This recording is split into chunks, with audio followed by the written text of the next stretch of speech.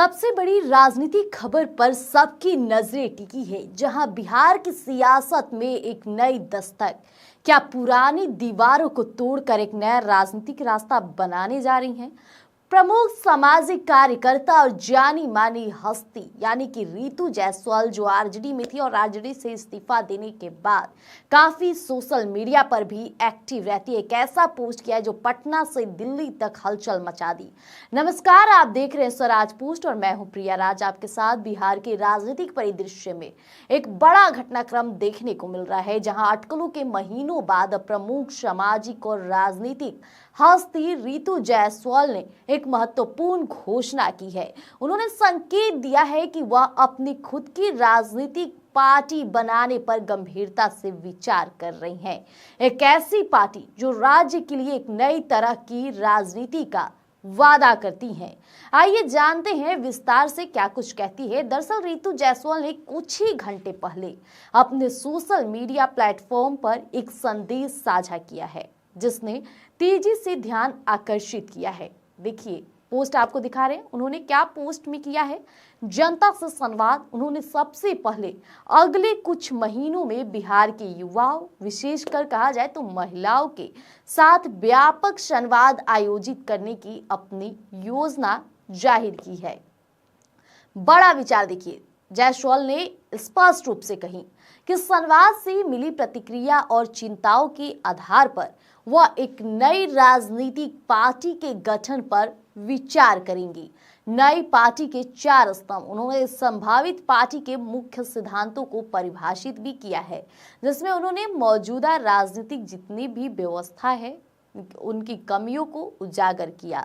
वह एक ऐसी पार्टी की कल्पना करती हैं जहां महिलाओं को उचित समान प्रतिनिधित्व मिले, अब युवाओं को आगे बढ़ने का मौका मिले, ये भी बात उन्होंने स्पष्ट किया है। अब टिकटों की खरीद ना होती हो और सबसे महत्वपूर्ण कि परिवारवाद के लिए कोई जगह ना हो।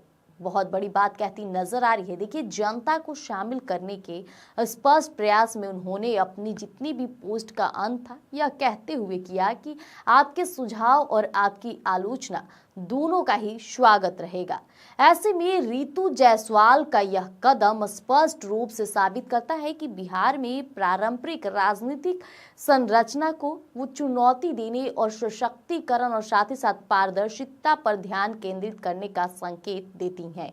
उनकी आगामी संवाद श्रृंखला इस नए राजनीतिक विकल्प के लिए एक बड़ा जनता की भूख को मापने का महत्वपूर्ण पहल हो सकती है। देखिए, रितु जायसवाल का ये पोस्ट कई मायनों में अहम हो सकता है, क्योंकि जिस तरह से अभी बिहार में देखा गया कि बिहार विधानसभा चुनाव हुआ, एनडीए की प्रचंड जीत हुई, जिस तरह से एनडीए में सबसे ज्यादा महत्वपूर्ण नीतीश कुमार के रोल की बात की जाए तो उन्होंने हमेशा से महिलाओं और युवाओं को जो सशक्त करने की बात और आवाज उठाई है, उसका कहीं ना कहीं धरती यानी जमीनी स्तर पर भी असर दिखा। यही कारण था कि एनडीए की प्रचंड जीत भी हुई। महिलाओं पे गौर इसलिए किया जा रहा है क्योंकि रितु जायसवाल अपनी बातों में, अपनी पोस्ट में महिलाओं की बात की है। याद होगा आपको कि जब मुख्यमंत्री नीतीश कुमार 10वीं बार मुख्यमंत्री पद की शपथ लेने गए थे तो गांधी मैदान में सबसे ज्यादा जनसैलाब में महिलाएं ही दिखती नजर आई। हमने खुद वहां पे रिपोर्ट किया था, वो वीडियो आपने देखा होगा कि किस तरह से जितनी भी महिलाएं आई थी उन्होंने कहा था कि हम बहुत खुश हैं कि मुख्यमंत्री नीतीश कुमार फिर से मुख्यमंत्री बने हैं। यानी कि लोग तभी खुश होते हैं जब उन्हें काम अच्छा मिलता है, उनके भलाई के बारे में कोई सोचता है। और महिला तो उस नेचर की होती है कि अगर घर के लोग उन्हें रोके तो वो 2 कदम बढ़ के, अगर कोई उनके लिए अच्छा करता है तो वो बढ़ चढ़कर उनका मदद करती है। यही कारण है कि नीतीश कुमार महिला सशक्तिकरण की बात करते हैं और महिलाएं हमेशा से नीतीश कुमार को अच्छी वोट से जीत दिलाती है।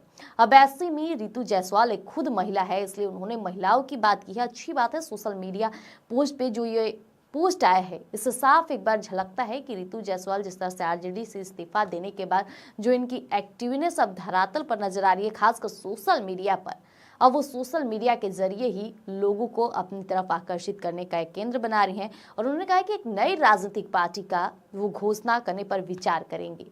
ऐसे में अगर महिला युवाओं का साथ उनकी तरफ भी रहता है तो वो हाँ, हो सकता है कि भविष्य में एक अपनी नई राजनीतिक पार्टी बना ले, लेकिन फिलहाल महिलाओं का अच्छा खासा वोट नीतीश कुमार के पाले में जाता है। नीतीश कुमार महिला सशक्तिकरण की बात करिए और इन दिनों तो एनडीए जो है लगातार जो योजनाएं धरातल पर ला रहे, इससे साफ तौर पे साबित होता है कि पूरा एनडीए एकजुट मिल करके युवा और महिला वोट बैंक अपने हाथ से जाने नहीं देंगे, उनके लिए जितना हो सके उतने कार्य और रोजगार के अवसर प्रदान करें। तो फिलहाल हमारे साथ बने रहेगा, यूं ही अपडेट आपको लेकर आएंगे स्वराज पोस्ट पर। धन्यवाद।